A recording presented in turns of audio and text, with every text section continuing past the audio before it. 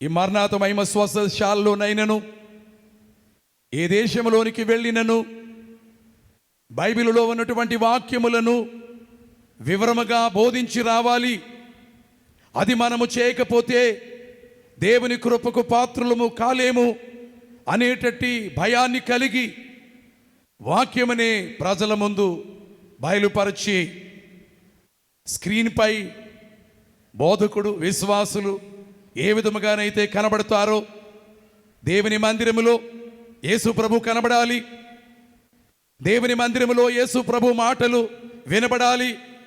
ఎక్కడ ఎక్కువగా దేవుని వాక్యం వినబడుతుందో, వర్షము ఎక్కడ ఎక్కువ పడితే, వర్షపాతము ఎక్కడ ఎక్కువగా ఉంటే ఆ భూమి విస్తారమైనటువంటి ఫలములను ఇస్తుందో, మనము కూడా ఎక్కువగా బైబిలు వాక్యములని చెప్పేవారముగా బైబిలు ప్రకారమే చేసేవారముగా ఉన్నప్పుడు, బైబిలు వివరము ఎక్కడ ఉన్నదో, బైబిలు వాక్యములు ఎక్కడ వినబడుచున్నవో అక్కడ ప్రజలకు దీవెన, కుటుంబములకు ఆశీర్వాదము, వారి బిడ్డలకు అనగా తరతరములకు కూడా ఆశీర్వాదకరమైనది దేవుని యొక్క ఆజ్ఞలు, దేవుని యొక్క మాటలు.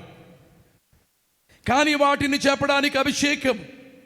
ఈ రోజున క్రొత్త నిబంధనలో పూర్వం అభిషేకించబడిన యాజకులైన వారు ధర్మశాస్త్రమును తెరిచి వాక్యమును వినిపిస్తారని యెషయా గ్రంథములో వ్రాయబడింది, మీకా గ్రంథములో వ్రాయబడింది.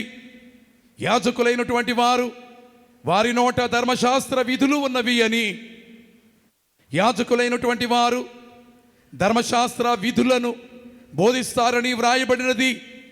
ఆ బోధ చేయడానికి దేవుని అభిషేకం ఉంటే నీవు దేవుని గురించి చెబుతావు.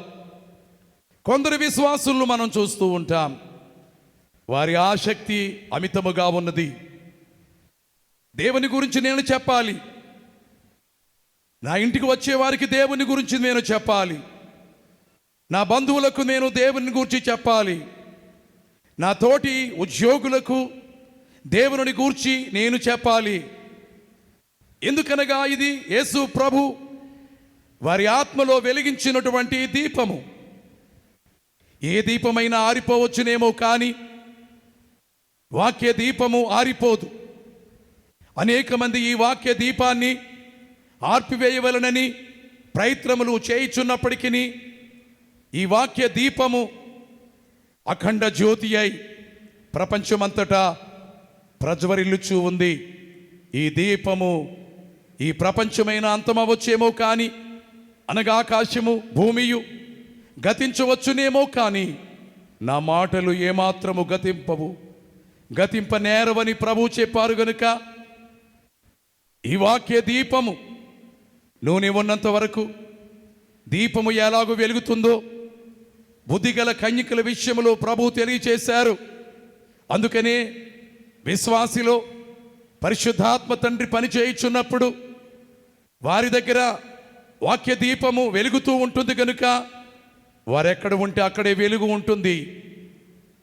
ఇలాంటి వెలుగు ఆర్పివేయబడాలని ఎందరో ఎన్నో ఏండ్ల నుండి ఎన్నో స్థలములలో ప్రయత్నాలు చేసినప్పటికీ సీనాయి కొండపై ప్రకాశించినటువంటి దేవుని వాక్యము, కల్వరి కొండపై మాట్లాడినటువంటి దేవుని వాక్యము